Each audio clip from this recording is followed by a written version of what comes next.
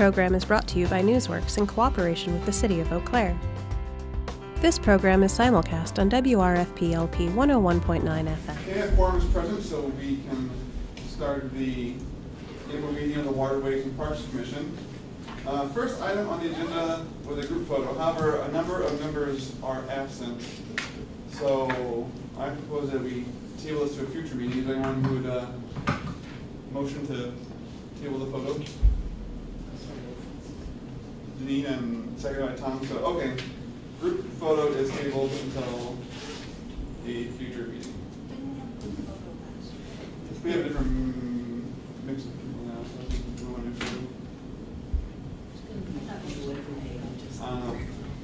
I'm not sure. Anyway, second item on the agenda is approval of minutes from the March 27th meeting. Are there any additions or corrections to the minutes? Seeing none, is there a motion to approve the minutes? So moved. John, is there a second? Second. Susan, all in favor? Aye. Any opposed? Okay, minutes are approved. Third item, new business. We are going to go in a slightly different order. There are members of the public here, and those public input items are near the bottom, so Jeff suggested we do this in a slightly different order. So we will actually start with item F, recommendation of approval for installing a little library at Sundet Park. Jeff? Perhaps one first introduction. Oh, yeah, no, I totally skipped the very first one. So, my apologies, John. It's okay. John Lord is now on the commission, having been recently elected to the Eau Claire City Council. Yes. Would you care to introduce yourself to the committee and just say a little bit about yourself? Yes. My name is John Low. I'm recently elected to the City Council at large. And my first meeting is Monday and yesterday. So today when I met Mr. Pepper, I did not get any of the emails until when I met him about 3:30. So I have a meeting at 7 o'clock, so that's why I didn't run over here. So I will be here. So feel free to ask me any question if I can be any benefit to this committee. I will continue to serve on these. Great. Thank you, and thank you for coming to the meeting on such short notice. That's fine. Okay. Item A is done. Now we'll move down to item F, recommendation of approval for installing a little library at Sundet Park. Okay, so before the commission is a request by Locust Lane Elementary School to donate a free library to the Sundet Park area. We have several of these structures in our parks. Essentially, they sit on a post, and the books are in there for kids or adults or anybody to have them. I know they're very popular. Tonight we do have Cindy Artisan. She's the literacy coach at Locust Lane Elementary. She's here to say a few words about that, if you're okay with that. Cindy? Sorry.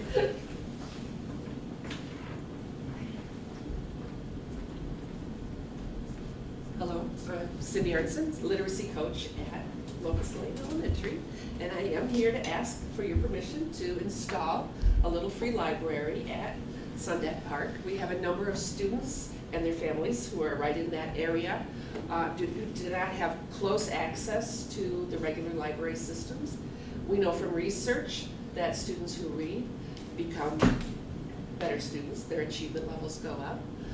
And we know that when students have access to free books, that they read more. So this is the particular model we're talking about installing at Locust Lane. We're happy to, not at Locust Lane, at Sundet Park. We have staff who are already willing and able to put together the kit that we're purchasing from the little free library people. And we will be more than happy to not only install it, but maintain it. And should there be any damage, to take care of that, seeing that it's fixed or taken out, if that's the best solution. Where is Sunday? It's on the north side of Eau Claire off of Robin Road and Runaway Avenue.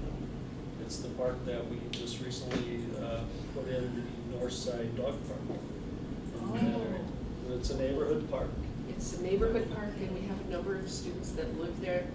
It's not an easy walking distance to Locust Lane itself.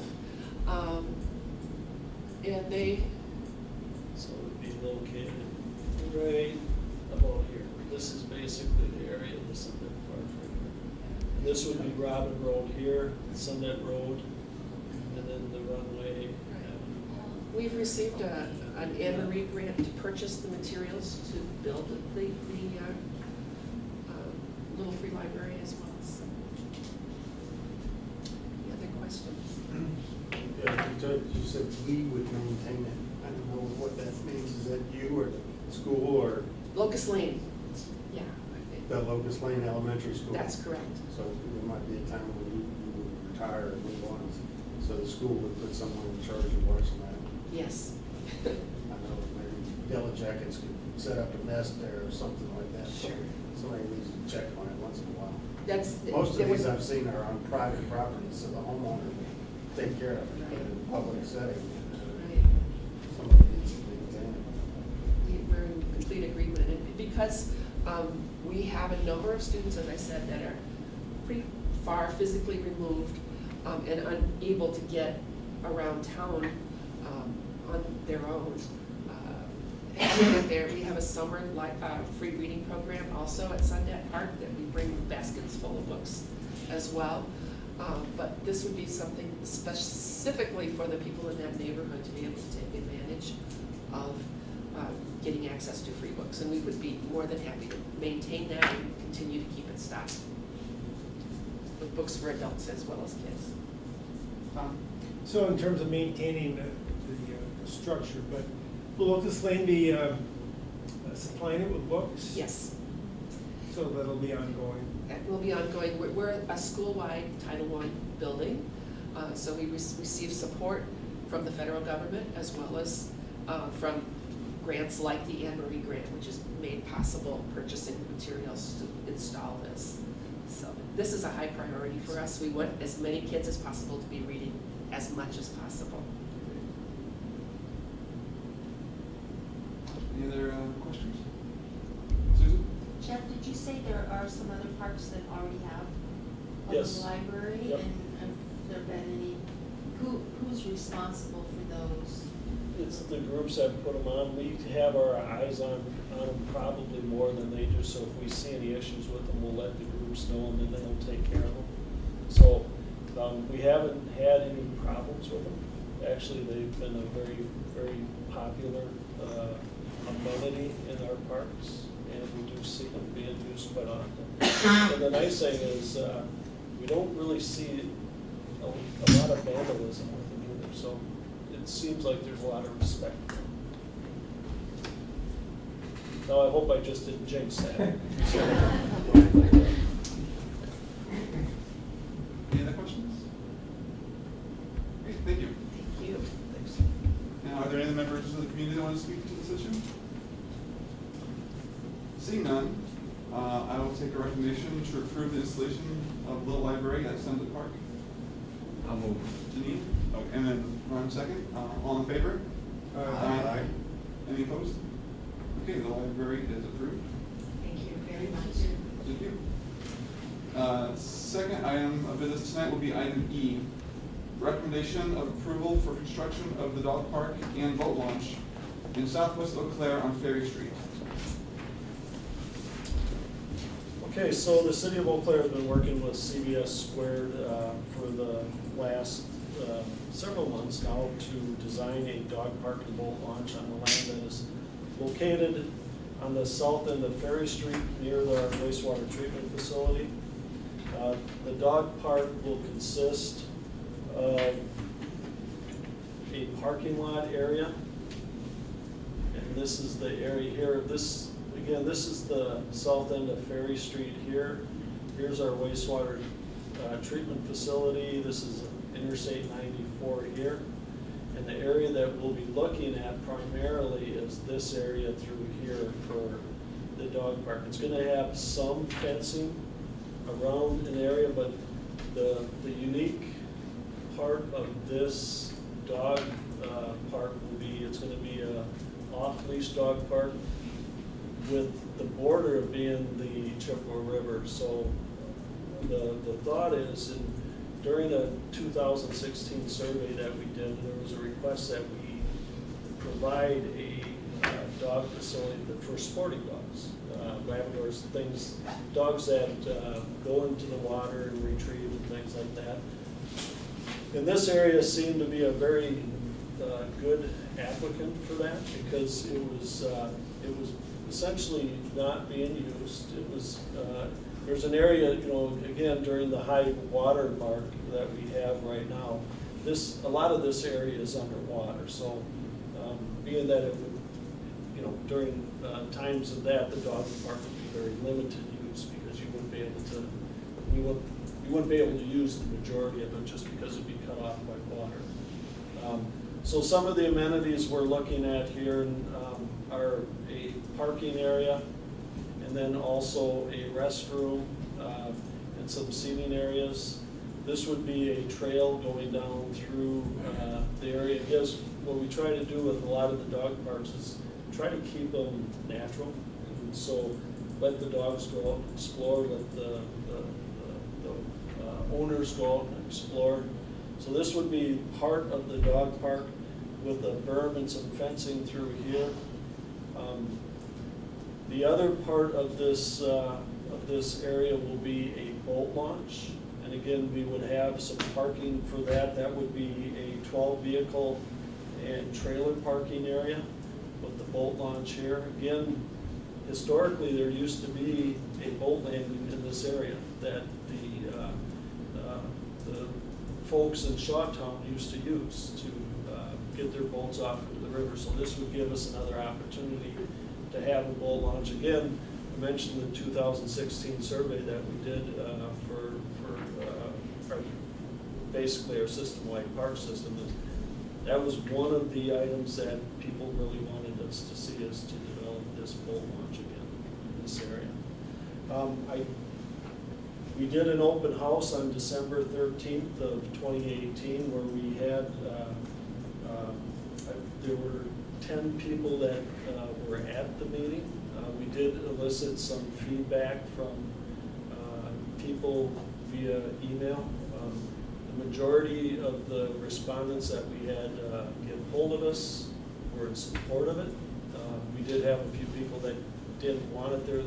One of the major concerns was increase traffic into the area.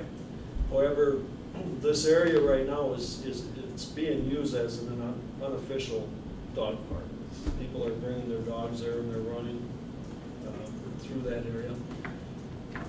Last year, Pat, if I recall, I think it was our August or September meeting, we actually did meet out at this location. And we walked a little bit of this area through here. Again, wasn't finished or anything, but currently this area here is it's kind of a gravel pit area used for our streets division. They keep materials down there, sand and gravel and such. I do have tonight with us from CBS Squared, Mr. Phil Johnson, and he would add a little bit more to the conversation than what I just had. So, if you will, Phil.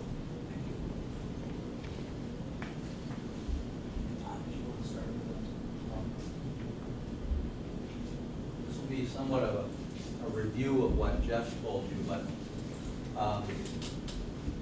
we have gone through a number of evaluations of layouts, and as we've gone through that, we have reviewed things with the street department as far as their storage needs. We've had a lot of discussion with DNR relative to working on a riverbank. It's always an issue, and so we're going through that permitting process now. We've had a number of different iterations, but I think what we've settled on now with Jeff and Todd quality review is something that is functional, that's compressed and keeps the boulder separate from the dog area. So we're not having crossovers and conflicts, and it was really kind of an interesting design process.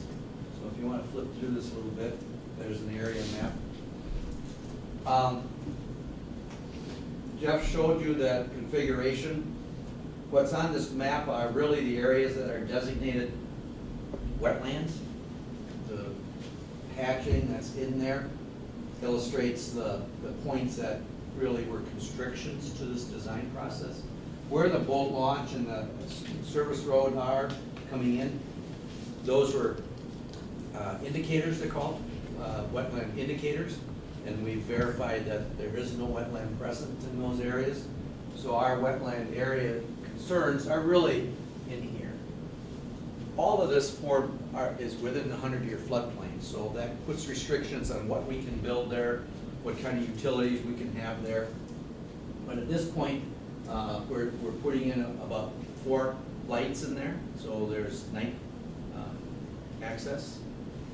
So as time transitions and you need to get out, it'll be a safe passage out. We don't light anything into the dog park proper. We'll have something near the launch and into the 2 parking areas. In that central area, and if you could flip forward to the next one. In that central area, you come down here and it essentially forms a one-way, but it is 2-way traffic. We built the width of that road sufficient to handle 2-way traffic, so this will be 90-degree parking, and then you can move out this way. So you're not restricted on that way. But we have directional parking over by the boat launch because that seemed to be the best for the flow and movement of the vehicles. And we've looked at a number of different ways of getting the boats into the water. And sometimes we're investing in a lot of money for doing a traditional launch where you have trailers and backing in and those things, but we're hoping that this is going to be a real popular area for kayaks and canoes, take in or put in and take outs. And we had a more elaborate setup for a kayak launch, but we backed that off and really made it a soft launch. So you come down, you place your boat, you take it across the grass and into a beach area. And that's going to be adjacent to this hard surface launch. We're going to have one over here. That's where the kayak launch will be. So you'll be able to stage your boat, trailer, or kayak trailer, or canoe trailers here to unload and then come over and park. So if you come for kayak, we've got single car parking there, and we've got trailer parking there.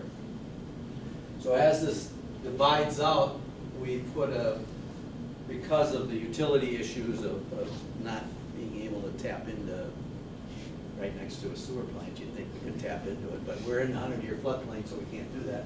So we have a porta-john in here, and we've got a number of, we're putting a cover on it so it kind of masks it a little bit, kind of blends it in with some of the other elements. We have, in the dog park area, we're having an unleashing area that is a contained space right here, then a little hard surface on the outside. So, you can either meet up with friends there outside of the unleashing area. And we also had a lot of, with this parking, you're creating hard surface in an area that had no hard surface, so you have to make stormwater divisions. Again, there's a lot of, if you look, this is a topographic map, which indicates every line is a change in elevation of 1 foot. So the more lines you have, that's an indicator of how much excavation we have to do. And there's essentially a bowl that's being cut to make our way down to the river. So we're removing soil out of the wetland, out of parts of the wetland. And we're also then, actually not the wetland, we're taking it off the riverbank. So we're down like 8 or 10 feet in here on either side. So we have all the handicap accessibility requirements met. We're making it kind of as a gradual access to it. So with all the areas that we're looking at in the shoreline, this is the one that is the most accommodating for that. Next, if you got it. So just a review of some of the amenities that we're having. You know, it's going to be a very or handicap accessible porta john, of which there's a number of them in the system already. We're going to put benches and tables in there. Dog's just a natural breather. We're not supplying the dog. Maybe a ball. And then when we're covering the porta john, we're going to be using just a shade structure. It's not going to be a rain protection, but it's just going to be a shade filter. And then out in the dog park open areas, we're thinking, you know, one of the things about Otter Creek area dog park is that there really isn't a good shade gathering area, especially when you get out into it. So we're recommending that we put somewhat of a structure like this out in the big area, so people can gather there, and we'll have a benches there, or some sitting accommodations out in that area, so people can kind of gather and socialize as well as letting their dog socialize. We also are putting near the gate, the area where you're unleashing, we're putting a drinking fountain, which is allowed in this area. So it'll drain, it'll drain into a gravel bed instead of into the sanitary. So, but it will give, you know, both dog and people like water. This is the style of the cutoff type lighting that we're going to use. One of the things I wanted to point out is that this structure will be very visible from the interstate. So however we can, you know, recommend a way of advertising this is going to be generating a lot of revenue. So the more people are familiar with this, it's an easy access, maybe a little convoluted to get in and around there, but if you're carrying a dog who wants to get out, it'll be an attraction for people coming off the highway. So different than the one on the Otter Creek where you're off the ramp, this will be visible on the main trunk of 94. So that's about the background story of what the dog park is. If you've got any questions, I'd be glad to answer. Phil, I have a question related to the boat launching area. Is there a dock with that then too? No, no doubt. And it's one launch for both kayak and boats? It's a 12-foot wide launch, and it has a 12-foot wide launch with no dock. There's rock on either side, and the reason being is because of the river, you know, with flow and current and fluctuation in the water level, it'll flash maybe 3 feet, you know, just from the drawdown from night to day on the dam. It'll affect the elevation there, and putting a dock in there. A floating dock, you know, you don't have problems at Riverview because you really don't have as much current. And at Simon, you don't have that because there's no current, but this one, it's a small dock, small boat. So we didn't. Good question. Would it be possible, several times I heard you mention benches in this, would it be possible to do some sort of a public advertising drive or something for memorial benches? Dog memorial? Well, it could be dog memorial, it could be mother memorial, whatever, but to let them know that, and to let the Eau Claire public know that if you're thinking of a memorial, don't forget, you know, whatever. That might be a real big attraction. And because it could decrease the cost and yet fulfill, you know, I know they do that at Oldbrook Park down in Madison, and you pay $10,000 for a bench that they only leave up for 10 years. Whoa.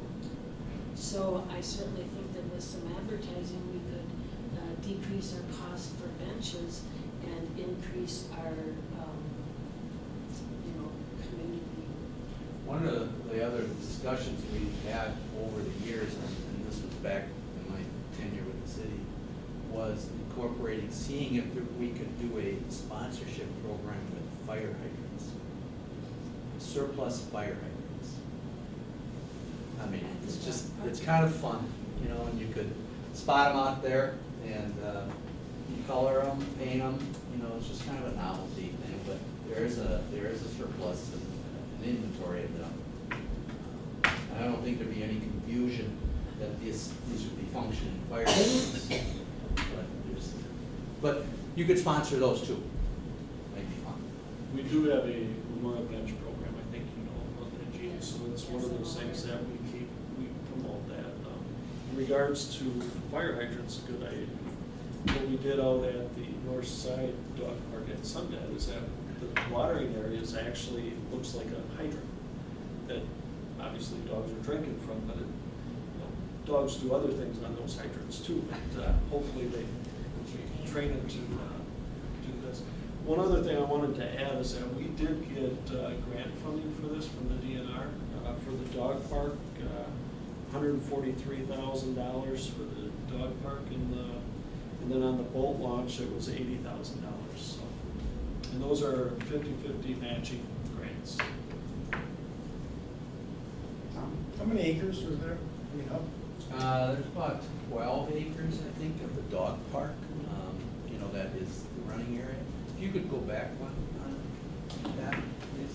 Yeah, we had calculated that out. I had drawn that out on a polygon, and I think the whole area, if we get over on the other side of the interstate, adds maybe another 5 acres to that. Well, I should explain something, and I don't know how much you were involved in this. Could you go back to a drawing that gives us this whole image right there? One of the things I need to explain is that one of the objectives we looked at initially is utilizing the highway department's fencing system to keep dogs contained. So we went and we evaluated that under Pat's recommendation, that we could pull that down a little bit. So what we ended up having to do, and I met with the DOT out there, the maintenance staff for the DOT, is we had to create an extension of the sewer plant's sanitary plant fence is about a 6-foot-high fence that surrounds the facility. We're gonna extend that fence down over the bank and to a little ponding area of the river. And that will be the containment on this side. There'll be a gate here, a truck gate here, that will allow access for emergency services back here. But as soon as we opened up this area, this area in here for dog usage, we ran into this issue with a 4-foot, very in poor condition fence all along here, and we just couldn't keep Fido off the highway. And we didn't, and from talking to the DOT and talking it through with a number of different people, the recommendation is that we can contain it using the extension of the waste treatment plant fencing, utilizing the waste treatment plant fencing here, and wrapping around the storage facility and putting a truck gate entrance there, truck gate entrance here. And then this fence wraps around this way, so you essentially have all of this access this way. You know, it's a little, you can see the pathways that are in place right now from just people using the areas. And this is gonna be areas that are gonna be mowed coming down here. There's a really nice access down to the river right here, which we think is gonna be very popular. And this is the gathering area that I was talking about that would have a sun shade over the top of it that would be very visible from the highway here. You know, if you could cut dog park into grass or something, I don't know, but this will alert people coming through here that this is that kind of facility. And it would be out far enough that when the dogs are interacting with each other, it's not congesting into this relatively tight corridor, because the vegetation and such are a little more restricted there and more open here. So this will be more like what you have down at the Otter Creek Park, and this will be totally unique. So that's kind of the fencing discussion. Oh, and then the other thing is the fence goes here too, to separate from the activities of the boat launch. So, Susan? So there was one comment that was negative about traffic and about dogs barking. And I was trying to think about the dog park, if the dogs are really barking or if they're more playing. I couldn't remember from being at the Otter Camp quite a few times. So where are those houses that where people were making, is that right? Where are they? They would be, if you're gonna move that up a little bit. there's a mobile home or a trailer park. Yeah. Is the closest residential area. And that's on the north side, or, am I thinking right? North side. Yeah, the north side of the treatment plant. And then they said, and of course, the RVs. And I wasn't, We have a That's dump part- site at the wastewater treatment plant, so they do Oh. come and use that. okay. Again, that's only open Monday through Friday. But that wouldn't have So- anything to do with this park, that's there anyway. This is a park area that we're talking about here, treatment plant. As you go north along Perry Street, there's a trailer park located here, and then there's a few homes up in this area here, so they're quite a distance from where the dogs are gonna be. Since the boat launch is gonna be in this area, dogs are gonna be down in this area here. They're gonna much more hear the noise of the freeway than they're gonna hear the dogs. One of the things about this site, which was always a problem for the Parks Department, was that this was a lot of nefarious activities were occurring here. I mean, it was a dump site, people were dumping personal property there, there's other things going on, and this, by having people engage the space, will make the space a lot safer for the neighborhood. Granted, there'll be more cars coming in and out, but, you know, with the containments and stuff, the cars aren't able to penetrate real deep into the site, and they're very limited on where they're gonna be able to go. So I think this will become a much safer site with the planned activity. And, I mean, it's in a floodplain, is it possible that the whole park could be flooded? Like, would you ever have to close the park because of high water? Yes. And park property typically is associated with water, and, you know, you deal with that pretty much. Riverview's got the same issue, not as much, above the dam doesn't flash as much, but, yes, this 100-year floodplain comes up to about here. So that's how much of the land would be potentially underwater. In fact, if it got really bad, there's a, if it got, that it can flow down this way as well. So, what do you call that? Yeah, this is a kind of a floodway or drainageway that comes through here, but it does, even with this last water where the river came up, we had water coming up in this area up to about here. And there are times, I've seen a couple of times in my career where the water actually came across the road here. But that's when the river gets up to about 778 at the Grand Avenue gauge, so that doesn't happen often. So then you'd have signage or Yep. barricades or whatever to? We'd have gates like we do with the other parks, and we just shut it off and barricade it off. They do it on the trail system all the time. So there's gonna be fencing around the dog park, but the water will be open in the future of the park for, how's the interface between the fencing and the water gonna be, like, because you wanna contain the dogs, but it's open at the sides?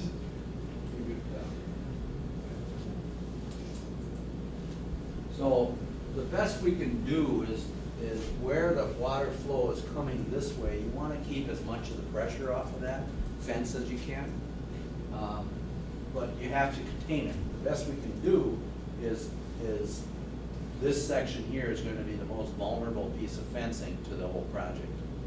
Because the potential, and I don't know what the current flow is, I mean, how many, not the current as a present, but the current of the river, how much that's going to impact there. So I've been trying to track vegetation patterns and how much it gets laid down and how much of a force it will be against there. There may be maintenance along this fence line. The other fences are kind of in flow. This one too has that perpendicular nature to the flow line. I think the current, help me with this, is it main channel out here? This is coming this way. This is the zone of erosion. This is more of that zone of deposition right through here. So this is where the main channel's kind of coming hard, the flow here. So this could be slower or backwater. Yeah, typically it's slower moving one. So if you're not getting, trees or large debris coming down here, you'll have some cleanup with grasses and things against the fence. It's what it is. Well, there, since that area then would be the border of the river, would also act as where the dogs could access the river. Is the city obligated to put denial or something of liability, like if their dog goes in and the river is too fast or something, and the dog dies or something? Is there liability? There's a signage that we have at all of our dog parks that the owner takes liability. Oh, okay. Recreational immunities protects the city against a lot of that. If it's Okay. designed for a dog park, it functions as a dog park. Recreational immunities protects the cities to a great extent. I mean, if there's a obvious error in the design, or there's an obvious bad maintenance practice, like steel or glass or something like that that's present on the site. And we've done an evaluation, an environmental assessment of this site, and we look back in history of what the site was, and so we've got a pretty good record of the things that have happened down here, so I think we're getting in pretty good soil. We're not gonna be unearthing much. John? Since I really knew if we part having the dog park and the construction approved, who will be maintaining daily on that dog park? Who will be responsible? Is that the city? You say it's a city's facility, then we'll be taking care of the maintenance of it. So presently, there's a fee for use of the dog park, but there's not a fee for the use of the boat launch. Not yet. Not yet. So as you build these facilities, this has got the potential of revenue.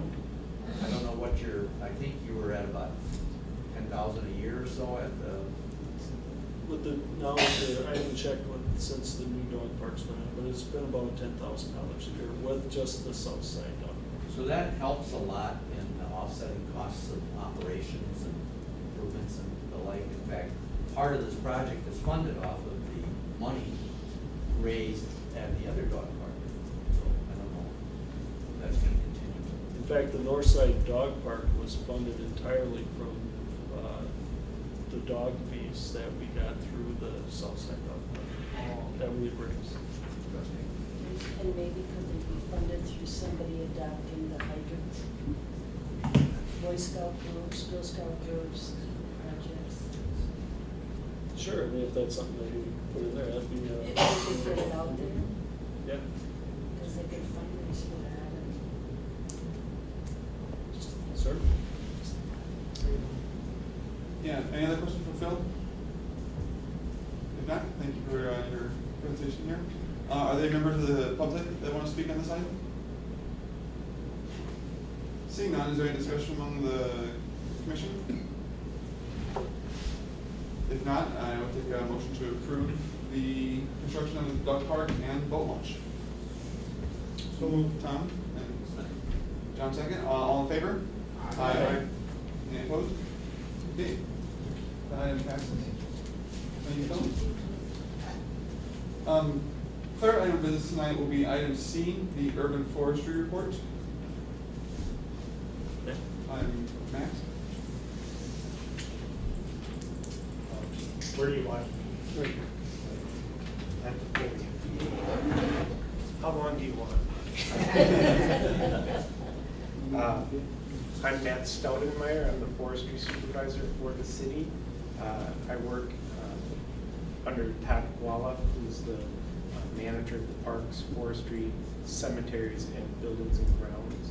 And then he's under, obviously, Jeff. This year, we're honored to be celebrating our 40th year of Tree City USA, which is an award that's given by the National Arbor Day Foundation.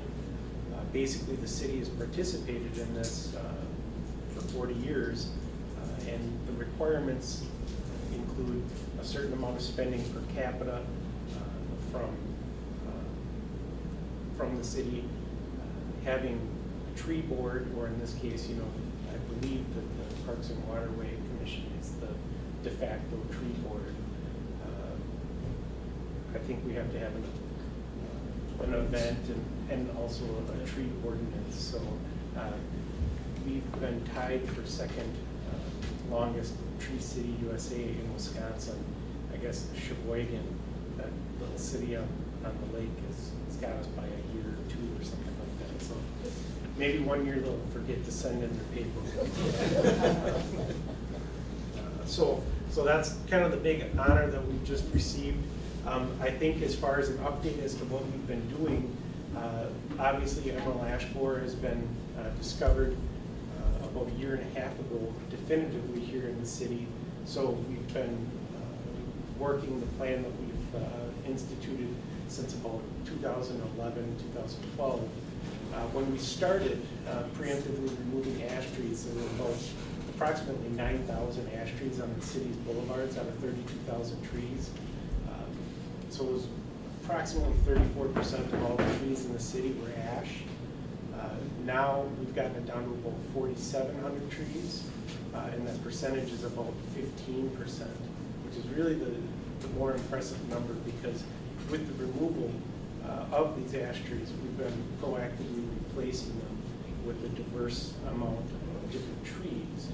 So somebody asked me just earlier, we have some trees here for spring planting, and wondering how many different varieties we have. Well, I said approximately 65 different varieties that would be planted this spring. Historically, we used to plant about 4, maple, ash, linden, and then once in a while we throw a crabapple just for some color or whatever. So we've taken the program and really have revolutionized, kind of how we do business. Another component of it is we're trying to upcycle as much of the wood product that we generate from these removals. So we've been working with Wisconsin Urban Wood, which is a not-for-profit that promotes the use of wood material that's being generated from municipal or urban forestry operations, public and private. Through that, we've been able to facilitate wood being transformed into furniture. We have a very nice example in our conference room. City Hall at the North Conference room had tables that were made for that. But we've diverted about 300 logs from our waste stream to a artisan who's able to transform them into furniture and different things right here in Eau Claire, even up to and including he makes guitars. So it's really quite a fabulous thing, and it's something that we've been really promoting. And it really couples together with our sustainability plan too. Eau Claire is a green tier legacy community, and so a lot of the things that we've been working on are really trying to foster a lot of the principles that the city has already adopted for the green tier legacy community standards. Personally, I oversee 5 full-time arborists, all of which are ISA certified arborists. The ISA is the International Society of Arboriculture. Basically, it is an organization that just makes sure that people are doing things in an ethical and most up-to-date best management practices. We have to accumulate a certain amount of CEUs every 3 years. I think it's 30 for most. I have a few more because I have a couple credentials, but that's not a big deal. But the interesting thing is all of my crew have done this voluntarily. There's no job requirement saying that they have to be ISA certified. My crew really takes pride in the fact that they are all ISA certified. And as far as an example, this side of the state, we're one of probably one. And even in the state to have an entire organization's forestry department all certified is unheard of. Brad Johnson from the DNR came and gave us the award for the Tree City USA yesterday. He is the urban forestry coordinator for this side of the state. Even he himself says that when he has questions, he basically sends the person to us.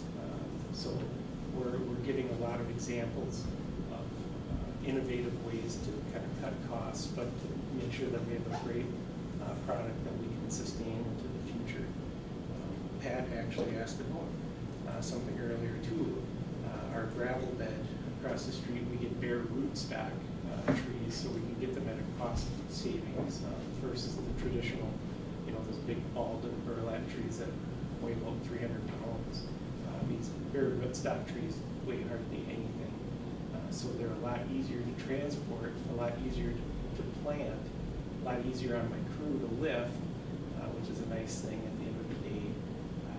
But we get them at maybe 2/3 of the cost of what a traditional tree would cost. So, and we can keep them in the gravel bed kind of all summer long and plant them into the fall. So we're really trying to do the most with as little input as possible, and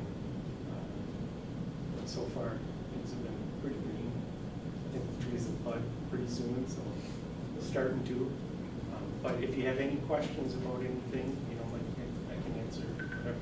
Is there anything else that anyone's curious about? Susan? I might be mixing up two items here, but I was noticing when we were talking about the West Grand pedestrian bridge Mhm. exit, it was kind of showing on the diagram that there was like a single ash tree. There is one single ash tree right as you come across the bridge there. Okay, so I drove by there, but while driving, I couldn't figure out which one was an ash tree, because there are several trees there. There are. So I wondered, when there's just one tree like that, if that might not be a candidate for treatment rather than removal, replacement. Potentially, it could be a candidate for treatment. Whether it's a standalone ash or if it's surrounded by its sisters doesn't really matter. The problem with emerald ash borer is that it's an insect, and insects are motile. They fly, they go from place to place. So even the standalone tree isn't necessarily safe, just because it's isolated, if you will.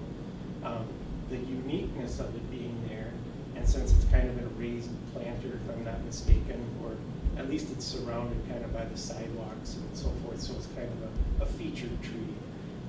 That would probably elevate it to more of a focal point, like in the landscape, and so it would probably be more, of a higher value, and so therefore more likely to be treated. Without kind of looking at it again and seeing kind of structurally how sound the tree is, and kind of what other things are going on with it, I don't want to say, yes, we'll absolutely treat that tree, or no, that thing's a goner, like with the construction. We do have kind of a standing order with most construction projects, like the street projects, that if there are ash trees on those projects, that they're just taken, because it is an ash. If a homeowner has one that they've been treating for some years, and the construction is not necessarily going to impact it too detrimentally, I'm willing to negotiate that. But pound for pound, if it's an ash tree and it's on a construction site, we're taking it, you know, like, just because it's an opportune time for us to get something else established, and we don't have that legacy cost. I wasn't really thinking of it as being free of the influence of other trees, but more that it would be more budget conscious if it was just one tree. So budget conscious in If, for treatment, as opposed to it's a whole forest that might be out of the range of consideration. I see what you're saying. We do treat some ash trees, you know, like on public property, you know, like in certain parks and so forth, in front of City Hall, that kind of thing. So it could be one that would be, you know, it could be treated, but again, it would kind of come down to the practicality of the construction and the damage and at this point, I wouldn't want to, you know, necessarily say that it's a great candidate to say. You wouldn't have to promise me tonight. That's good. Any other questions for Matt, Tom? I've said this before, Matt, but it's worth repeating. We live on a corner. We're kind of having a rework of our boulevards. We had 6 trees, 2 of them were ash trees, 2 of a different variety. Your people came and took all of those down. They replanted. We now have 2 elm trees, but each of a different variety. And through this process of taking trees down and grinding up the stumps and filling in, bringing new trees, and I'm just really impressed with your guys. Oh, wonderful. They, Here, I thought there was going to be like, I'm not happy with you taking down my trees. No, we're very happy. And we arranged to have the trees down. I looked out one day and they were taking the trees down, so I went out and started shooting the breeze. And the level of expertise that these guys have is very high. I mean, it's Very high. We're meticulous. You know, like, there's a thing called precision felling. You know, now it's joke with other people. You know, we don't call it good enough felling. You know, it's precise. You know, we put the trees where we want them to go. You know, it's, people think, oh, you just have a chainsaw and you go out and you do these things. That's the furthest thing from the case. You know, like it really is, you know, kind of both an art and a science. You know, like what our crews do. Pruning is a whole other, you know, topic. Some of the things that we do, a lot of the constituents will say, holy cow, they really butchered my tree, or, you know, they'll use other expletives, you know. But when you look at how trees grow and what you're trying to do for the long-term health and viability of those trees, there isn't a more skilled crew this side of the state. You know, Eau Claire really is fortunate to have the assets that we have. So, very good. thank you. Any other questions for Matt? Okay, thank you for your presentation. Yeah. Yep. Thank you, sir. Next item will be item B, recommendation to purchase property along Mead Street, parcel 14-0098.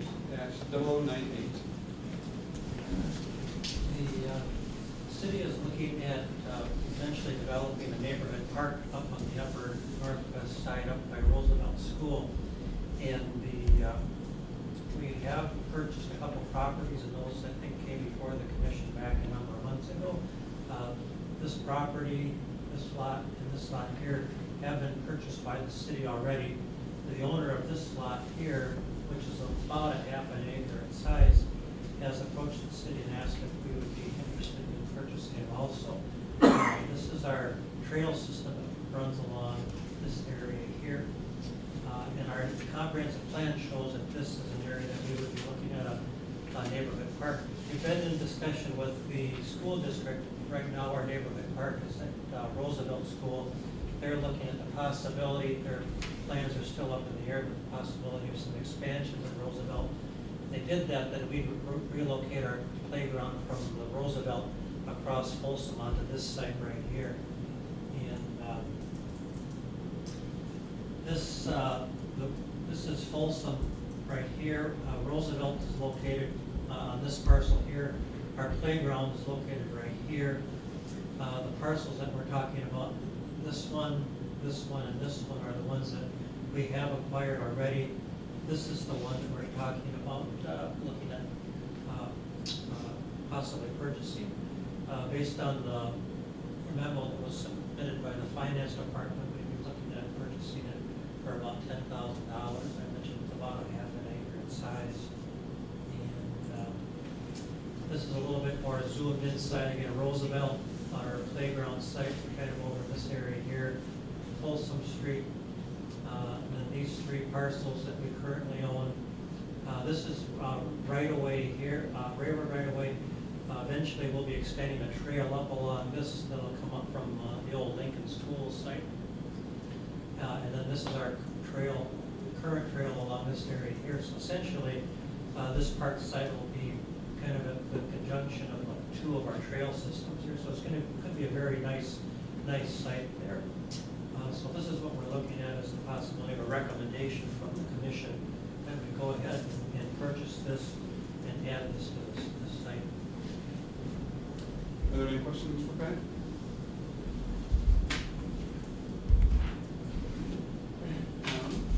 John? We have the funding, which is that, Yes, we do in our CIP, we do have funds set aside for land acquisition, so we have funds available. Any other questions? Is there a thought to purchase the lot next to the proposed piece, and then there's another piece there too? Over this way? Yes. This would be, I don't have it on my, let's see, let me go back to the, this I'd have to look it up on our GIS. This could be right away here possibly. So that would be, potentially could be added to it already. This site here would be a private property. Normally, I think at this point in time, we would, if we were contacted by the owner, we certainly would bring that back to the commission and council for consideration. But I think without, I think we have a nice piece of property here, but we certainly would be interested in adding to it. What would be the total acreage of the three pieces then? This being a half an acre, I'm guessing we're probably looking at 4 to 5 acres probably. So that's pretty average for our neighborhood parks.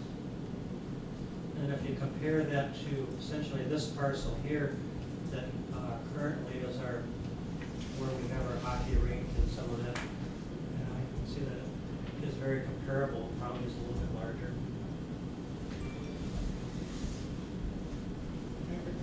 Could you go to the more zoomed in map of the parcels?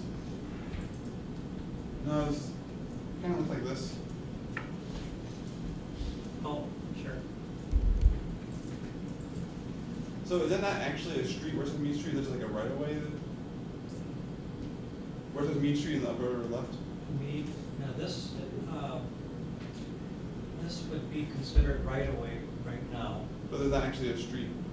No, Okay. there's no street. If I go to, sometimes Google Maps is the best to go to. getting busy.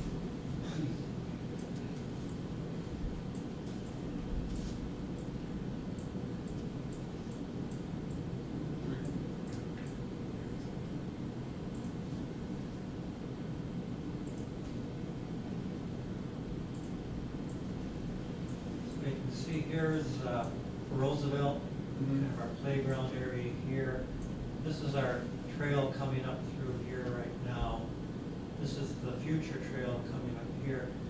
And here's Mead right here, so actually Mead doesn't even Okay. extend through in this area. I spent 15 minutes trying to figure exactly where this was, and so okay, Mead Street doesn't actually go there, it's just labeled Mead Street. It's a dedicated right of way, but it's Okay. not approved. Okay, thank you, that answers my burning question there. So what we could do potentially as we develop the park, we could maybe look at actually vacating that right away. Although if we go down to Boyd Park, actually Grand Avenue was never vacated, and Grand Avenue extends right Through through Boyd Park. Boyd Park, so. Any other questions for Pat? Seeing none, is there any discussion among the committee? If not, I would take a motion to approve a recommendation to purchase the property on Beach Street. I'll make that motion. Ron and Spencer, or, Go ahead. You haven't had- If you would. very well, John will second that. I'll second that. All in favor? Aye. Any opposed? Aye. Okay, that is approved. Nope, we're doing it now. So, next item will be D on the agenda, recommendation on West Grand Avenue Plaza improvements located at the west end of the Grand Avenue pedestrian bridge.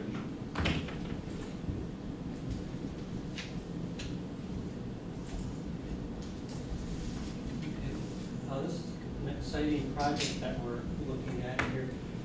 There's been a couple city projects that have been going on in this vicinity. Last year, the city was working on the West Grand Avenue Bridge where we redecked the bridge, added a couple overlooks, added some lighting, and then we added new railings on the bridge. And then this is West Grand Avenue here. This is going to be reconstructed this year basically from First Avenue west over to, I think, either Second Avenue or Oxford. So this is all going to be reconstructed. As part of that, what we're looking at is trying to improve the riverfront in this area here where First Avenue and Oxford come together. And then First Avenue extends to the north here, basically providing access to the funeral home. And then also our trail system extends through here too. So there's a number of different things happening here. The area just to the north of the bridge, this green space area here, there's a picnic shelter in that area, but really nothing else. It's kind of a dated area that not a lot of activity has happened. It's not ADA accessible. There are some steps that go down to the picnic table, but it's not used very much. Also, there's a trail constriction in this area here as the trail goes from south to north or north to south in this area here. And what we're looking at trying to do is, as part of the street construction project, improve the riverfront and then improve the trail connection through here also.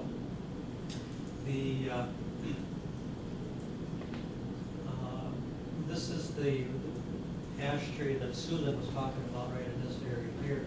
What we're looking at doing is trying to develop actually a two-level plaza area. There'd be an upper plaza area located in this area here, and then a lower plaza area located down in this area right here.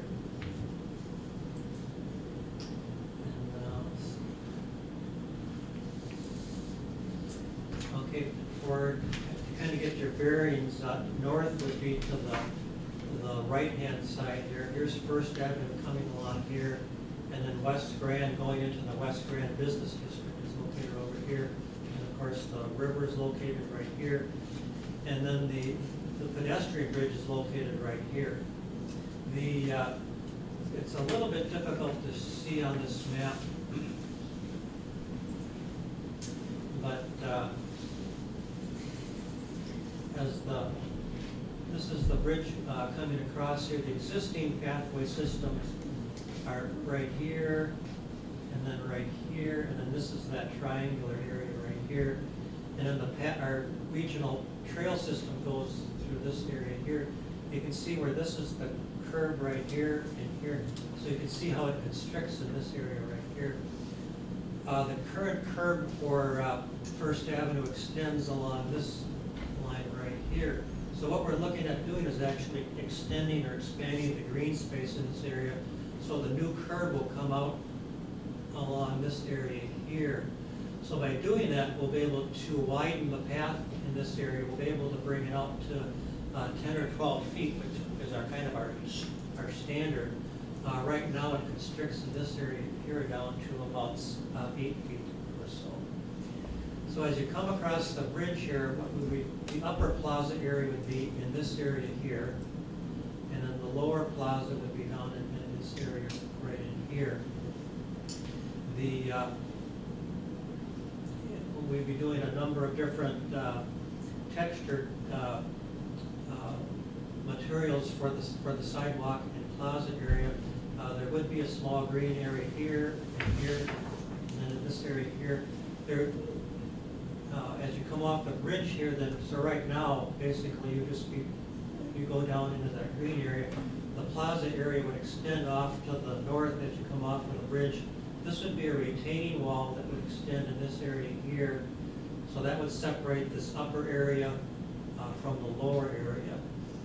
To get to the lower area, you come along the trail, and then this would be an ADA accessible trail or pathway that would come down into this area, right down in here.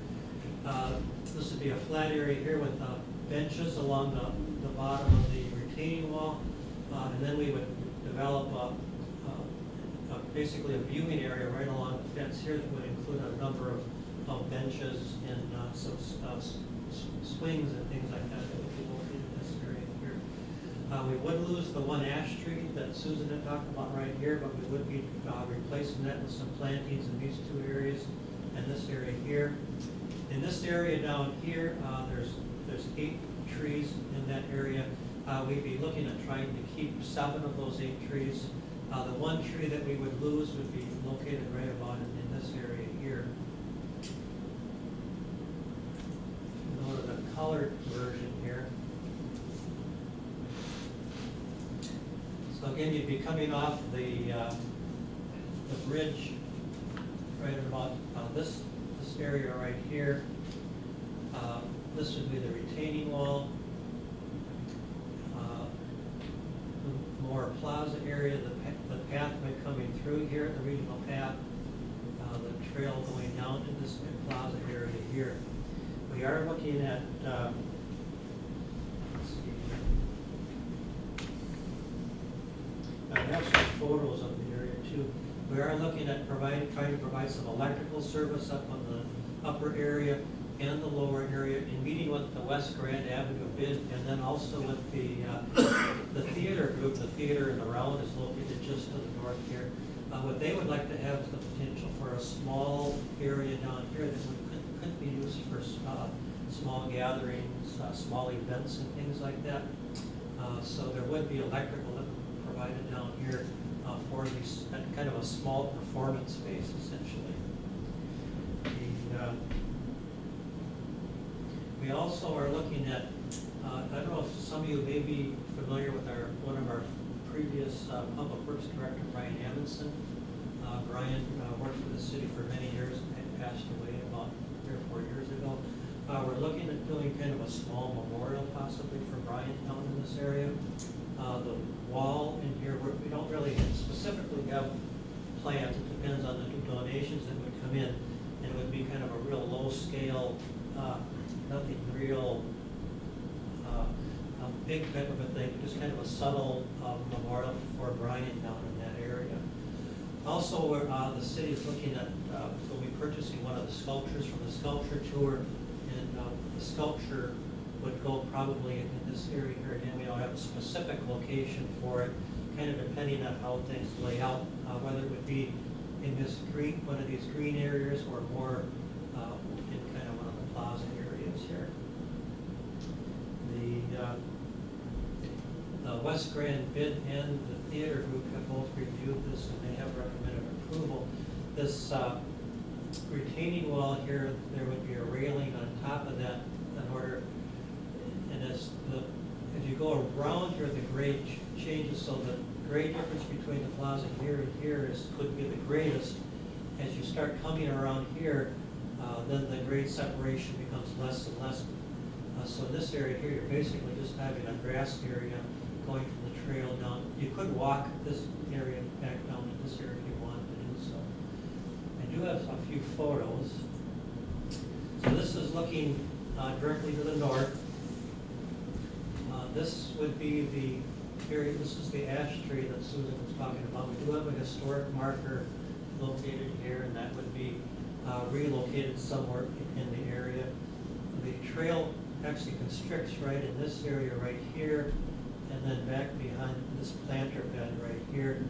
This is the First Avenue that could be used as a driveway access to get over to the funeral home, and that really won't change too much. What'll happen is that this area in here will widen up. Part of this area will become part of the trail system. This is the bridge looking directly to the east. You can kind of hard to see in the photo here, but you can see the new railings that were put in. So we would be looking at using this new railing system as part of the plaza area. So this is the bridge coming into the plaza area. So the plaza would be extended out this way here to about this point here. There'd be a little bit of a grass slope that would come down to about here, and then the plaza, upper plaza would come out to about this point here, and then the retaining wall would come kind of around in this area right in here. This is looking basically from the, as you're coming off the bridge, looking down that slope. These are the steps that take you down into this area.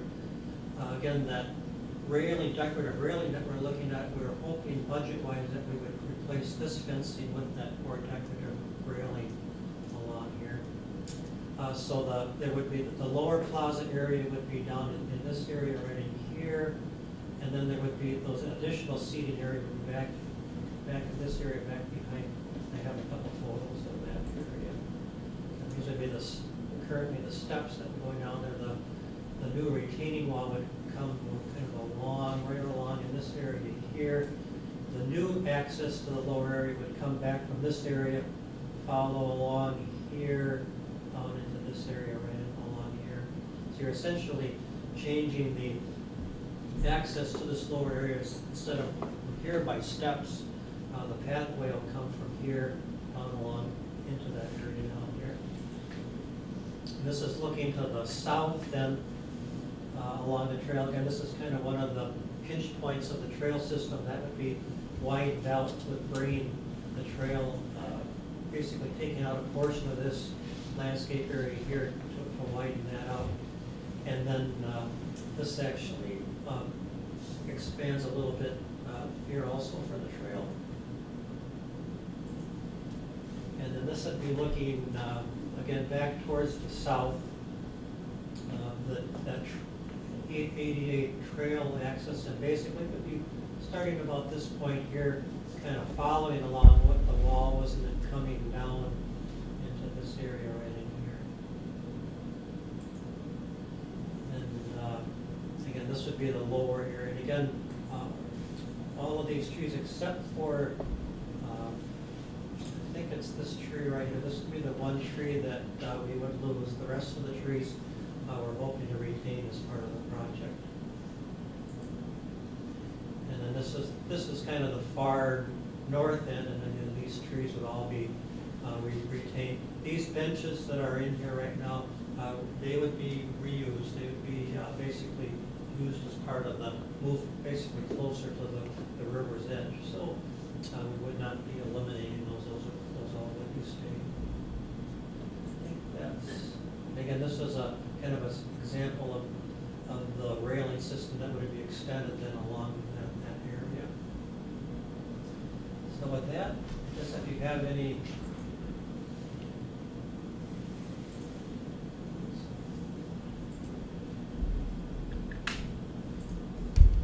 questions? So, the piece of sculpture that is on the south side that was used in one of the music festivals and got transferred over? Yeah, the Baroque. Is that, does that belong to the city now? Would it stay? Yeah, that's not, that will stay with the city. That's not part of the project at all. If I go to Google Street View again here.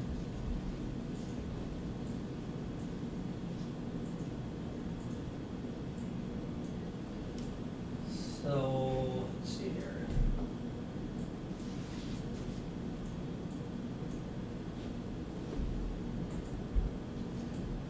So here's the west Grand Avenue Bridge, First Avenue, Grand Avenue. The Baroque sculpture is over in this area right in here. So this green area, this park area space here, this will not be part of the project at all. Essentially, the project will start basically at the south line of Grand Avenue, so in this area here. So that'll all stay the same. Matt, go to the photos, please. Number 7. If you, I think they're numbered. Once you went back further. Yeah, 9, 8. A few more. Here. There's a little plant walk thing that's there. I don't know who owns that. That was, we'll retain that. That was part of a project that was done by the University Astronomy Group. Okay. That actually starts, I think, in Phoenix Park and then. Yeah, and this is one of the outer planets, I know, but I didn't know if that was going to pretty much stay where it is, or. We're gonna incorporate that as part of the design. Okay, and then on the first photo, you have will the sign for the funeral home or the traffic sign is in the first photo you have here. Are those going to be impacted, or are they outside the area being done?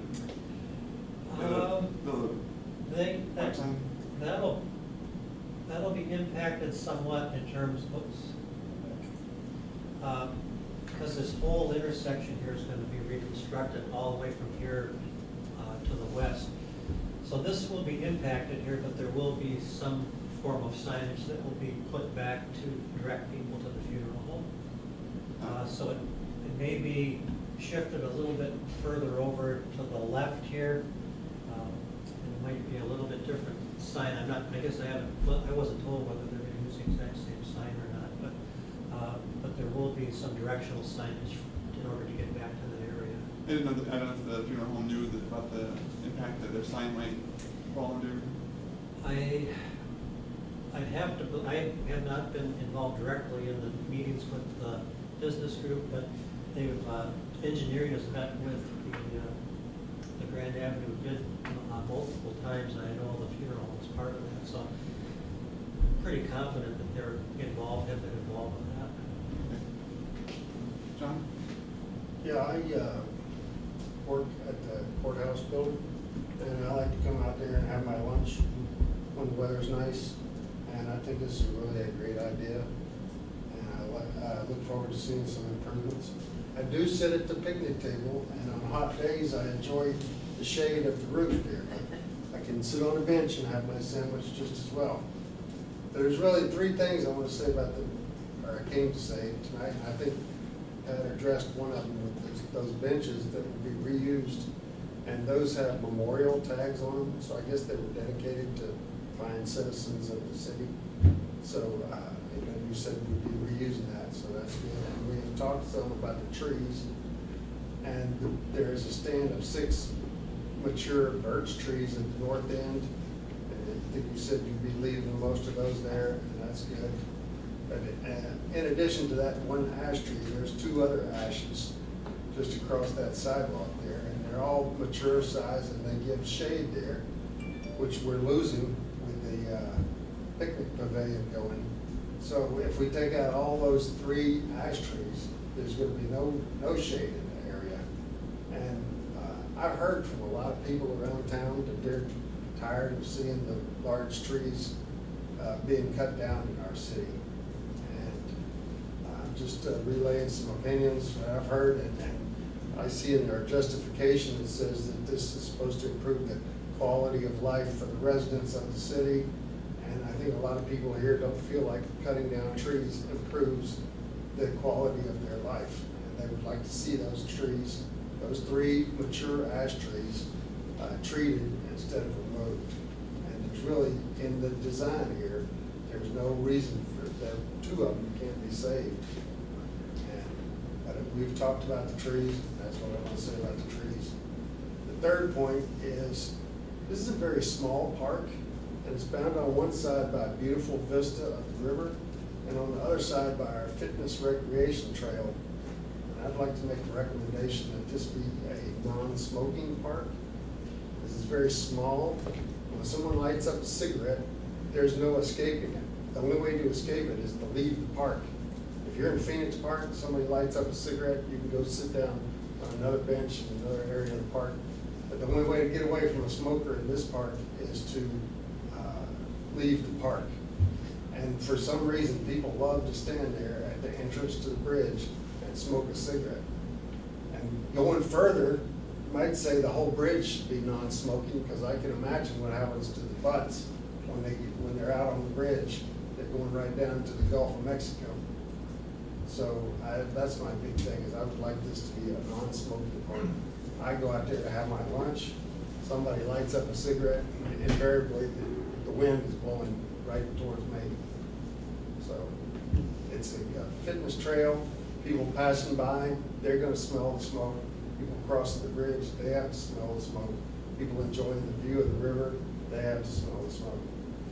And the reason I say this is because I watched the news the other night. There's a guy in La Crosse, and he's proposing that all city parks be smoke-free down there. So this might be something that's coming. We could try it here on this little triangle. Thank you. The reference to Brian Emerson and having some type of memorial. When Brian passed, I was inspired to drop a note to then President, or Council President Kincaid, and say the city really needs to do something to, in terms of a memorial regarding Brian Emerson, because he has his footprint, handprints, his influence on the impact on the cities everywhere you look. She agreed, thought it was a good idea, said, well, let's, as the good politician said, let's appoint a committee. So I'm on a committee with Phil Johnson and Ken Van Ness and City Manager Peters. And we met several times and talked about different ideas. And if you talk to City Manager Peters, you'll certainly have some things that were developed from that. But we landed, one of the things that we thought was really a few options, but this spot was probably the key option in terms of having a memorial for Brian, and so I'm glad that it's being advanced. But I would think that we, if you have a little memorial, a little medallion, a little whatever, over time this thing gets lost. If you name the plaza, Edmondson Plaza, it doesn't get lost. Just like we have Owen Park and Wilson Park and Carson Park and Mount Simon and Mount Tom and all, Edmondson Plaza would be very important.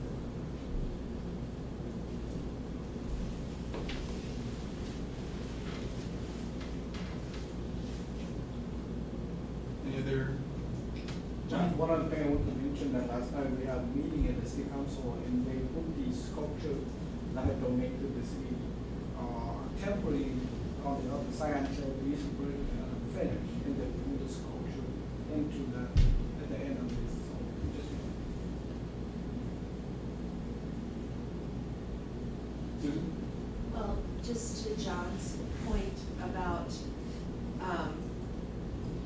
the smoking.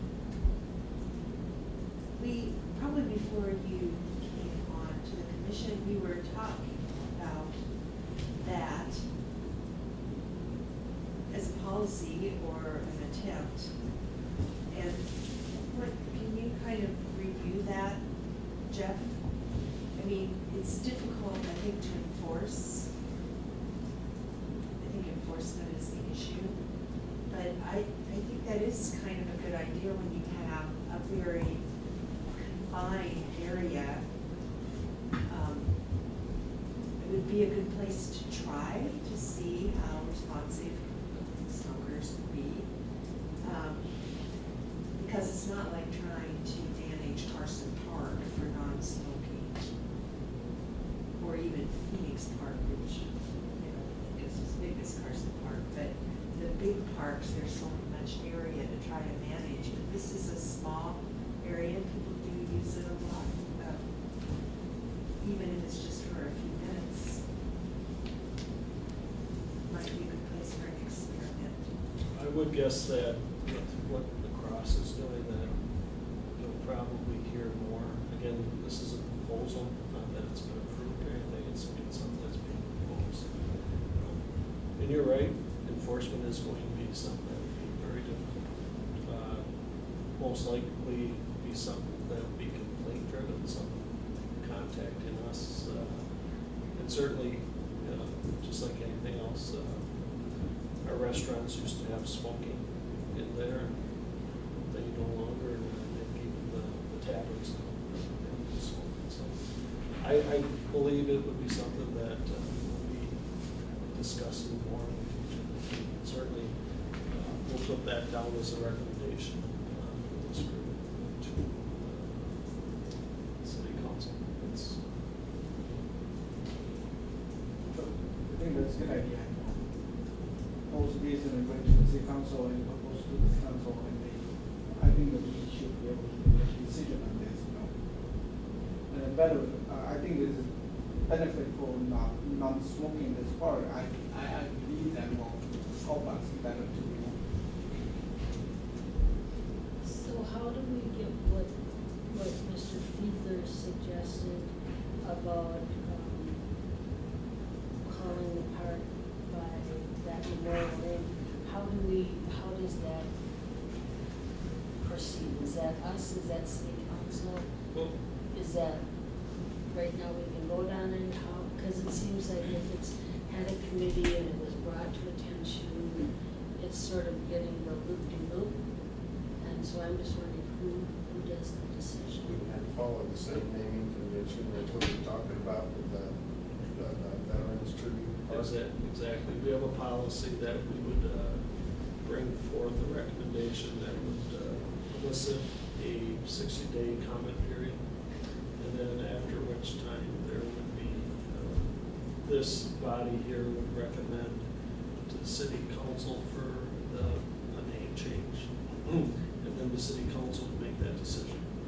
So have to name. Have we done that so that happens? Or? Well, we would put this discussion in the minutes for tonight, but then in a future meeting, we would actually have an agenda item to essentially nominate that as a name, and that, as Jeff mentioned, then that would start the 60-day period. Okay, because it just sort of seemed to be out there and then disappear. I wasn't sure. No, we Okay. can certainly do that. Now that we have it, it's something that can be put on a future agenda item, and then the discussion can go. Could we Motion or anything? move to amend to the recommendation, the consideration of naming of a name for the park? Just because this is all a recommendation from us, it's not, could we, if Tom were to make a motion to amend the recommendation to consider naming the park such in this way, could we just? Well, I think maybe the recommendation would be to recommend the plaza improvements and that and then we put an item on a future agenda to start the process for naming it Hamilton Plaza. So that would be part of the motion. And so that way it's part of the minutes that the commission had that discussion, you were interested in doing it, and wanted to get the Do you care to propose? I'll propose that, but one thing before I do, is that I realize that naming things is really a sticky wicket. And not only just in this initiative, in our meeting, the four of us, we went through a lot of different issues, and it becomes political. And so, that's my personal belief, what the plaza should be called. And I would move that, just what you said, that we approve the design and that we advance the idea of it being Amazon Plaza at a different meeting. But I realize there may be other people that, nothing to do with Brian Amazon's effectiveness, but just it gets so political and mired down. But I think if we start that process, then it'll at least create the discussion. And to have the discussion is good. So I'll move what that laid out as a motion. I'll second that, but I wanted to also incorporate what John has discussed here. I think a non-smoking area can come from this group. Should make an amendment for that to the recommendation. And also the trees, I think, could be treated as well. I would like to see that, but, you know, I don't know. This Matt here is pretty, with a chainsaw. Make it contingent on whether or not they are viable trees. I looked at them today, they're very healthy trees. There's no dead branches, there's no dieback on the crowning. They're very healthy looking trees. Actually, the plan at this point, that can change, but the idea was that this ash here would go because it was right in the middle of the construction. And then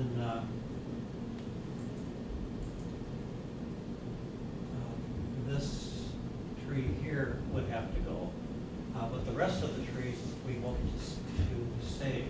So the proposal at this point is not to lose 3 trees, but potentially 2 trees would go. I think that one on the left does have some rot on one of the branches. And construction can also cause a tree to be very stressed. Right, and that's what we're have to kind of keep our fingers crossed as we working on the construction on that. But our plan is if we can, to save them. So do we need to amend the motion to say that we approve and the proposal as presented with the addition of it being a non-smoking area and with the minimal number of tree removal possible? Well, currently we have a recommendation to consider the name change that has been proposed by you, second by Ron, so we should finish on that. But Well, I think that's what the bigger issue. I think each of these separate items should be approved separately, and then we can approve the whole recommendation at the end. Okay. So first recommendation is the consideration for initiation name change at Emerson Plaza. Motion made and seconded. Is there any discussion on that matter? If not, all those in favor of such a motion? Aye. Any opposed? Okay, so recommendation number 1 added is the name change possibility. The second motion, well, we don't have one yet. John, would you want to propose a motion to recommend making this a non-smoking plaza? Move that we amend the recommendation to make it non-smoking plaza. Is there a second to that? John, all in favor of that one? Aye. Any opposed? Okay. And I'm not sure what the exact wording or thoughts on about the trees in the plaza. Is there discussion on that still? We would recommend treatment over removal feasible. The ash of the trees. large mature trees on the property. So to consider ash tree treatment if possible. That basically, To preserve the, maybe to be specific, to preserve the shade within the plaza. so Does there, that mean It's a high-profile tree. Has that helped you? I just need somebody to propose some verbiage here.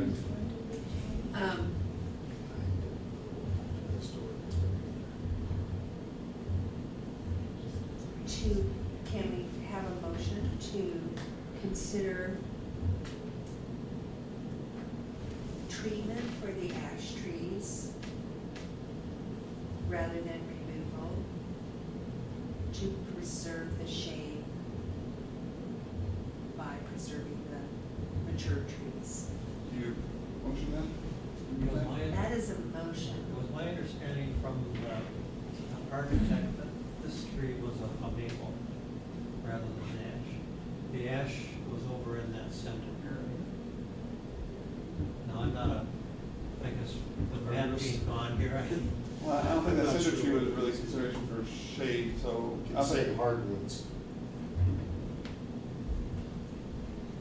Well, the tree species that's a problem right now are the ash trees because of the Edinburgh ash borer. But they do have the alternative of treatment. And I realize that construction on the site, sometimes trees don't make it through that. But if it didn't make it, they could try they could remove it and replace the tree at a different time. So should we make it specific to that particular tree, or should we make it more general? One other thing is that the ash tree is in the middle of the construction. And I think the tree, that's ash tree, Yeah. I don't think we cannot save that tree as what I have proposed. I think that tree has to be removed. Because if it was for the other side that we can save, then we can, amend it to have a new tree. But I think in the middle of the construction, and I think that there's no way that can get by. If you go back to the Yeah. plaza here, next you go back, Go back that way. that tree sits right there, right In in the middle of where some of the walkways would be. But in point of fact, this is a design, and the design could change to just leave the space for the tree and leave a space around it to allow it to survive. I mean, it could be that the motion is to consider how to preserve the mature ash tree, which is a feature tree, which is a mature feature tree right now. To consider other methods and to modify the design to accommodate it. Because the design right now assumes it gone, but there could be a modification of the design. Just another comment, Joshua. Yes. Relative to that, though, I mean, what I mentioned, when there is construction, you've got all that dust and dirt, and the trees will foliar-wise absorb that, and that may cause no stress to actually kill the tree. And it's up, no matter what efforts we do. I think we have to be just cognizant of that it's not just treating the tree, but considering that, let our arborists look at it after the construction or during the construction process and determine whether or not it can be saved.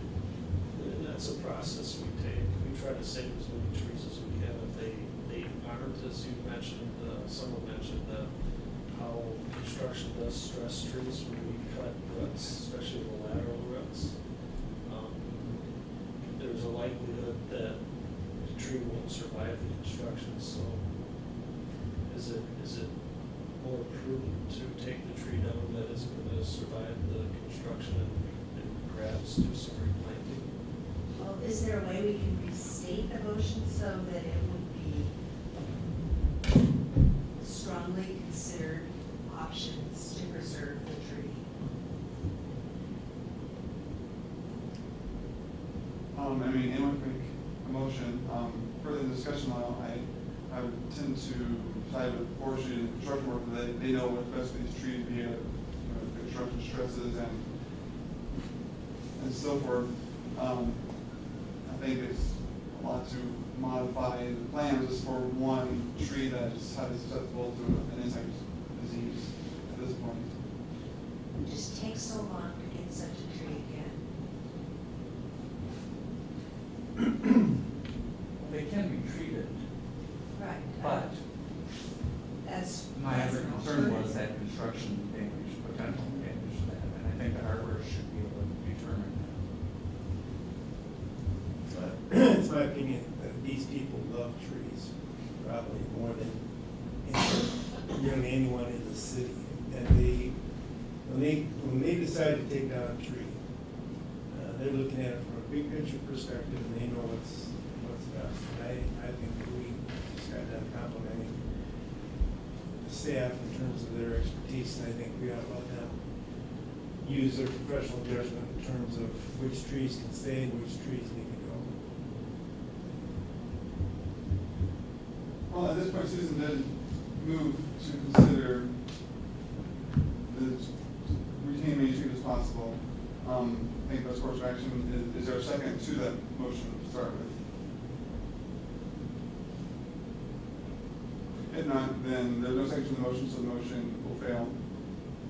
Then we are left with the original recommendation to pursue this with the two amended items of consideration of naming the plaza Emerson Plaza, and also second recommendation to designate this as a non-smoking plaza. Is there a motion to approve this package? Denise, is there a second? John? All in favor? Aye. All opposed? Okay, the recognition and 2 amendments are passed. And we have now hopped around the entire new business list. And we will move on to the special events list. Okay, as you can see on the special events list, we are gaining momentum for the year. We have quite a list. I won't go through all of them, but I'm going to highlight some of the items that are for special events that are going to be starting up here. Farmers Market is going to be starting up on May 4th. Again, that's going to be at Phoenix Park Pavilion area. Food Truck Fridays. Well, it says in here that it's at the railroad parking lot. That venue has changed. It's actually going to be in Phoenix Park, and they're going to be parking on the area in front on the other side, but on the park side of by RCU. So it will give the patrons a little bit more area to spread out in Phoenix Park. Plus, if you went to some of the Food Truck Fridays last year, it seemed like it rained most of the time. So the pavilion will be accessible for that to at least get away from some of the rain. Is that event at the pavilion area, or is It's actually- that's the Riverside Street? It's down by the Great Lawn. So do we block off the traffic for that event? There's parking spaces in there, so they will be utilizing those areas that are for parking. They'll be on the street side, not on the lawn side. Will be on the lawn side of the parking area. By The vending side towards the grass. towards the grass, correct. The Eau Claire Marathon, a couple weeks away, May 5th. So certainly that around the city. The historic Randall Park Neighborhood Carnival will be on the 19th of May. And then I think there's a few that go to the Bluegrass on Badger. That's a typo there. It's actually going to be in Boyd Park. That's where it was held last year. So if you have any questions on any of the other special events, we'd be happy to talk about it. But I didn't think we need to go through all of them because we average about 110 special events a year. So there's quite a few. So we're starting the year off. We started kind of slow, and now we're building up to a little bit of a Susan, yes? So I noticed on the format change for this list that it left off the area where you filled in when the actual attendance was reported. And I've asked, we're gonna collect that information, and towards the end of the year, when we do a recap, I'll put that on the phone. Okay. I could do it if you would prefer. I could bring last month's special events, because we do ask that information of the event holder, how many people they had at their event. So we try to keep some statistics on it. But I could bring back and do the previous month. So what I'm trying to do is, this will be for the month leading up to our next meeting. And then next month, we'll show the June special events. What happens is that this becomes about 6-7 pages of special events, and you get kind of lost in it. I think it's fine to do it, to collect it and just do it all at the end as a report, unless there's something remarkable about when it went, like it was 10 times as many, or it was 10% of what they said. And I Right. think those are the things you respond to in terms of whether the event should be approved in the future, or if there's something that needs to be considered. Well, the big part that we look at for this is what kind of staffing do we provide? Right. From not only community services, but for police and fire and other staffing that needed. Any other questions for the special events list? If not, we'll move on to the director's report. Couple of things, we completed the construction of a fence around the play area at Sunday Park. It was a request when we put the dog park in there. There was a little play area there, and initially we didn't have it in the plans, but, and we didn't have any issues. None of the dogs, you know, took any exception with any kids that were on the playground, but as a way to keep the dogs away from the playground, we put a fence there, so it creates a barrier, so the kids aren't playing. So we also added an exterior door or lock so it can be accessed on a time. So we, with that park being used more, we got more and more people. We're gonna be able to put a timer and so that the restrooms will be open for the people that are using the park and also the dog park. We completed the installation of the top rail on Carson Park Baseball Stadium. If you remember, last year we started the repairing that upper concrete that was along the outside of the grandstand area. It was crumbling because of age. So we repaired that, and we also did some repairing of some of the angle irons that were coming down from the rough part. And then this year has been just like last year. We never know what the weather is going to give us, and just when we were ready to open up the baseball stadium, we ended up getting 10 inches of snow. And so that put us off, but we did have an opportunity to actually open up on Monday at the park, so baseball games are going on. Football field's it's been used for several weeks now by the athletic groups, and the softball fields are open. We always have been talking about the emerald ash borer for some time with the forestry division. We just wrapped up our tree pruning for the spring, and again, we continue to remove ash trees and preparing for spring planting season. We expect to plant up to 500 trees again this spring. And we're taking stumps out, we'll be putting new trees in. Recreation division, we got the amazing Eau Claire cleanup scheduled for this Saturday. We are still taking reservations for volunteers. Right now, we've got about 150 people registered to come out and help pick up garbage and make our parks beautiful. What's that? What day is that? That is Saturday. This Saturday, yeah. So if you're interested, let me know. I can get you registered. Bad weather day. I know, we always hit the bad weather days, so it's unfortunate. So yeah, it's supposed to be high of 40, mid-40s with chance of rain and snow, so it's typical for maybe. Pretty cold last year. Last year, we had to cancel it, and then we had to reschedule it on the opening day of fishing, so that drove a few people away from there. Also, part of our community services activities that we put together with our recreation division, we got your mutt is scheduled for Thursday, May 2nd at the Hobbs Boat Landing and Trail.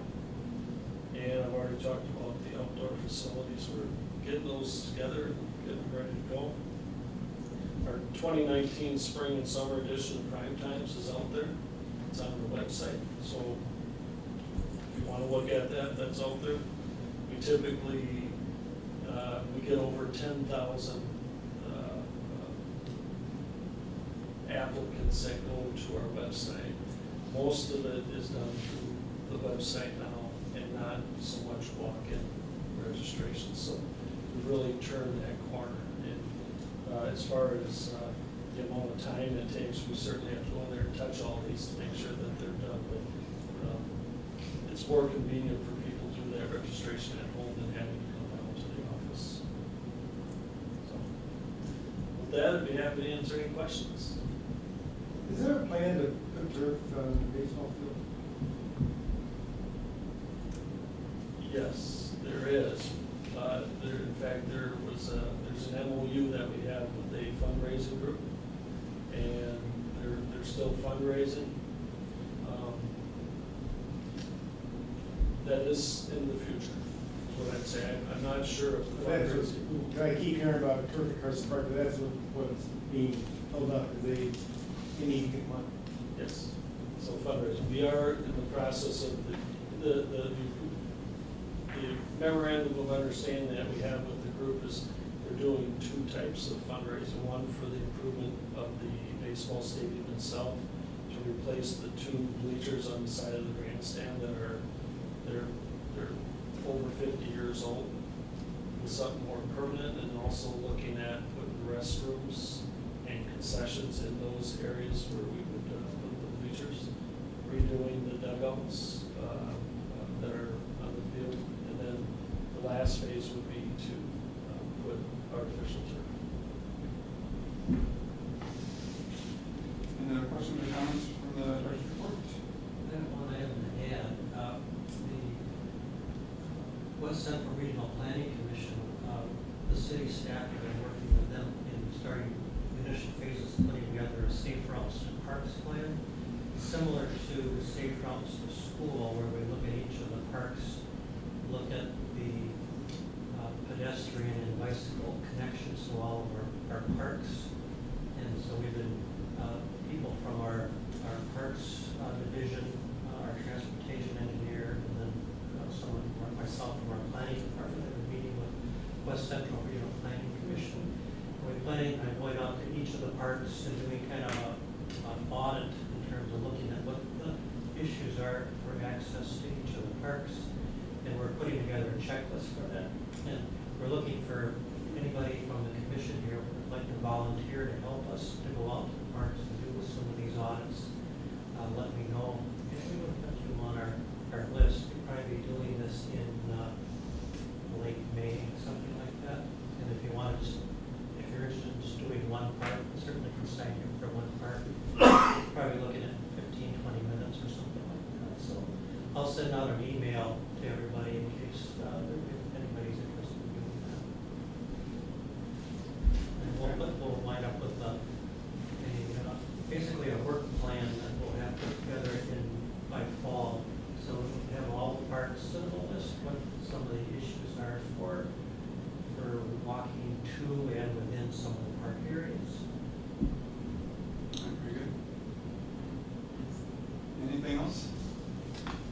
Seeing none, I would take a motion to adjourn. So moved. John, is there a second? John. All right, all in favor? Aye. All opposed? Meeting is adjourned.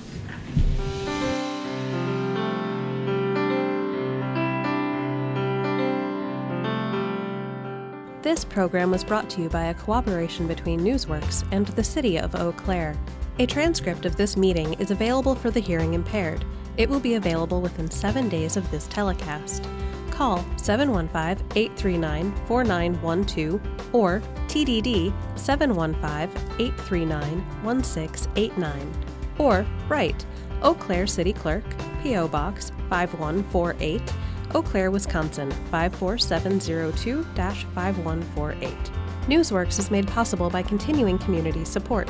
If you would like to volunteer or make a donation, please contact us via phone at 715-839-5067 or online at valleymediaworks.org.